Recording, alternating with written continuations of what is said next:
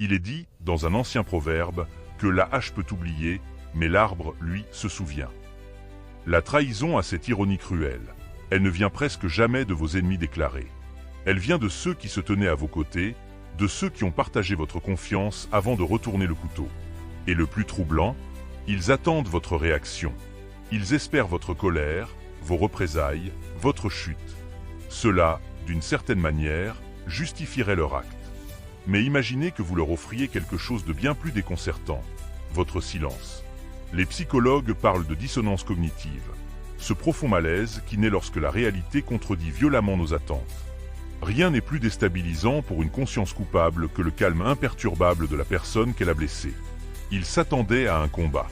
À la place, vous avez simplement tiré une chaise et laissé l'univers s'installer à la table du destin.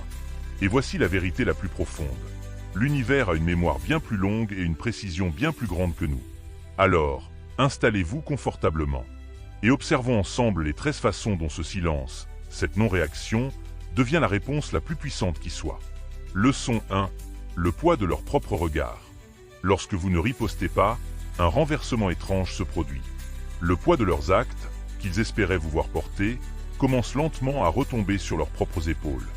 Une personne qui vous fait du tort s'attend à une escalade, a de la fureur. C'est le scénario qu'elle a préparé. Mais lorsque vous disparaissez dans un silence paisible, vous la privez de son adversaire.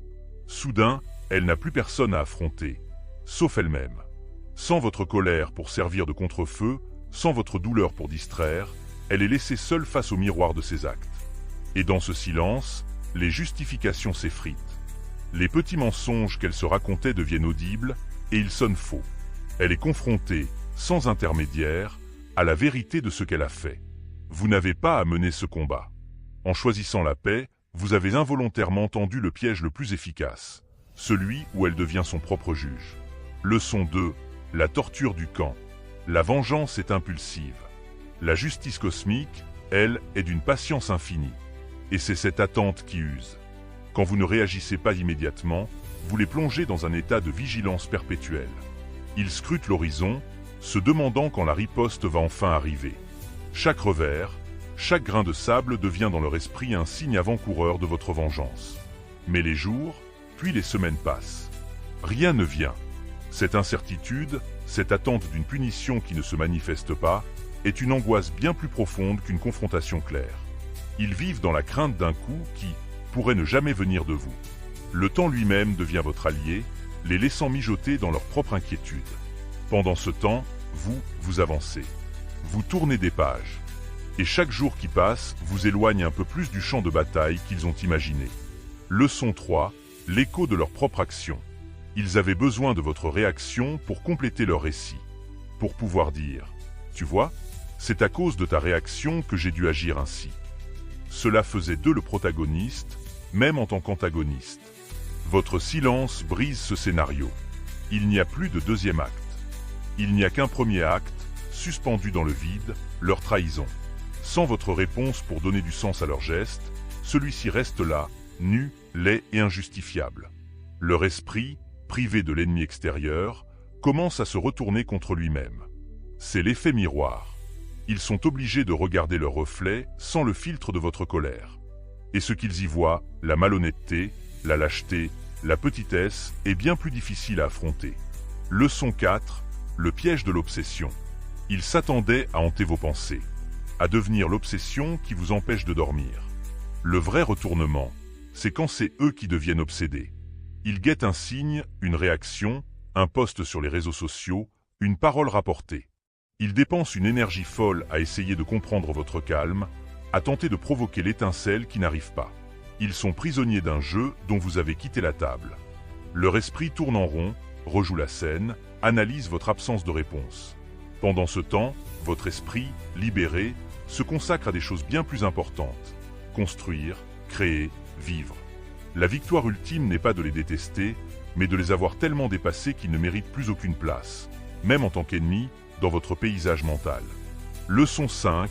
Reprendre les ficelles de son destin. Leur véritable objectif était souvent le contrôle. Contrôlez vos émotions, dictez votre prochain mouvement, vous gardez dans un cycle réactif. En refusant de jouer, vous reprenez toutes les ficelles. Vous coupez les fils de la marionnette.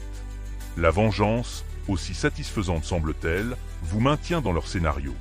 Elle signifie qu'ils ont encore le pouvoir de dicter vos actions. Votre retrait, votre calme, votre focus sur votre propre chemin.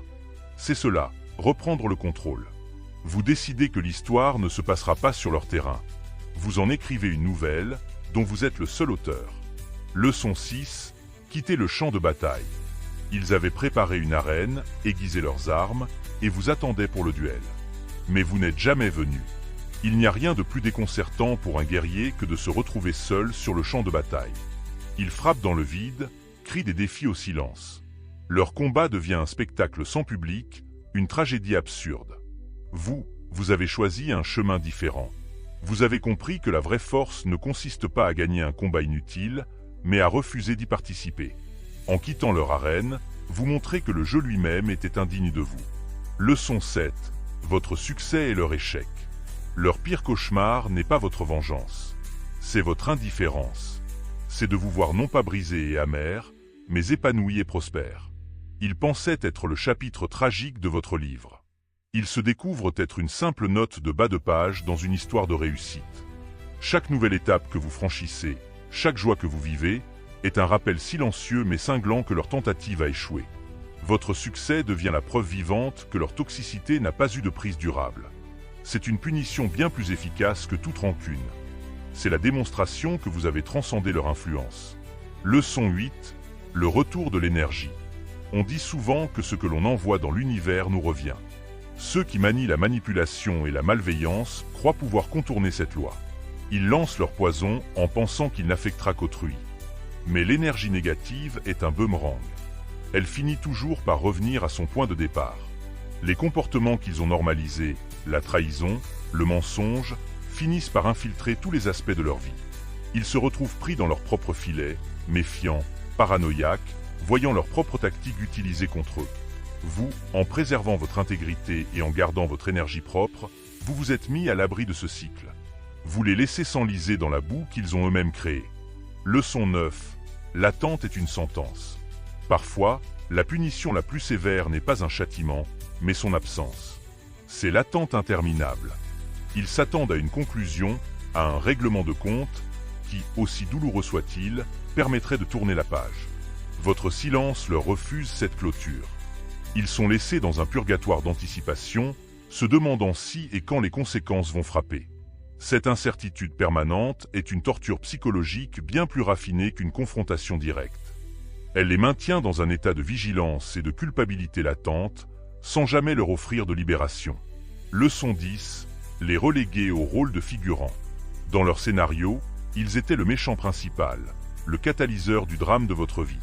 Votre plus grand pouvoir est de les rétrograder, de les transformer, non pas en méchants, mais en simples figurants, en un personnage secondaire dont on a oublié le nom dans l'intrigue principale de votre existence.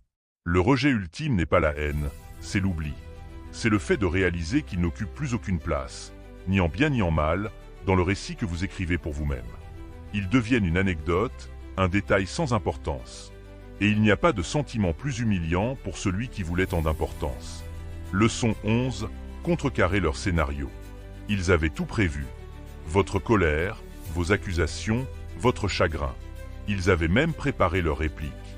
Votre calme a été la seule réaction qu'ils n'avaient pas anticipée. Il a rendu leur script inutile, leur préparatif vain. En refusant de suivre le scénario qu'ils avaient écrit pour vous, vous les plongez dans un état de confusion et d'impuissance. Leur contrôle n'était qu'une illusion, et vous venez de le révéler. Leçon 12, la ruine qu'ils construisent eux-mêmes. La justice la plus implacable est souvent celle que l'on s'inflige à soi-même. Leurs propres traits de caractère, la malhonnêteté, l'amertume, la duplicité, finissent par devenir leur prison. Ils empoisonnent leurs propres relations, sapent leur paix intérieure, créent autour d'eux un désert de confiance. Et le plus beau, vous n'y êtes pour rien. Vous n'êtes plus là pour être blâmés. Ils doivent faire face à la vérité. Ils sont les architectes de leur propre malaise. Leur chute, si elle arrive, sera le fruit de leurs propres graines semées bien avant vous. Leçon 13, le pouvoir d'un simple « qui ». Imaginez ce moment. Des mois, des années plus tard. Quelqu'un évoque leur nom, et vous avez ce bref instant d'hésitation sincère. Un qui momentané, non par méchanceté, mais parce que votre esprit, occupé à des choses bien plus lumineuses, a dû faire un effort pour se souvenir. C'est la victoire absolue. C'est le signe que vous avez pleinement guéri, que vous avez transcendé. Ils ne sont plus une blessure, ni même un souvenir marquant. Ils sont devenus insignifiants. Ce qui est la conséquence la plus douce et la plus définitive. C'est la preuve que vous avez récupéré tout votre espace mental et émotionnel. La réponse la plus puissante à la trahison n'est pas dans le feu de la vengeance, mais dans le calme de la transcendance. Ce n'est pas une bataille que vous gagnez contre eux, c'est une paix que vous construisez pour vous, si profonde qu'elle les rend invisibles. Votre croissance, votre sérénité et votre succès deviennent le miroir qui leur renvoie l'échec de leur tentative. Vous n'avez pas à orchestrer leur chute. En vivant bien, en avançant avec grâce, vous laissez simplement l'ordre des choses faire son travail. La dernière ligne de l'histoire, vous l'écrivez, et elle ne les mentionne même pas. Si cette perspective résonne en vous, si vous cherchez à cultiver cette force tranquille, vous êtes au bon endroit. Abonnez-vous pour explorer avec nous les chemins de la résilience, de la paix intérieure et d'une croissance qui rend libre. Cliquez sur s'abonner. Ensemble, construisons des vies tellement solides que les tempêtes du passé ne soient plus que de lointains murmures.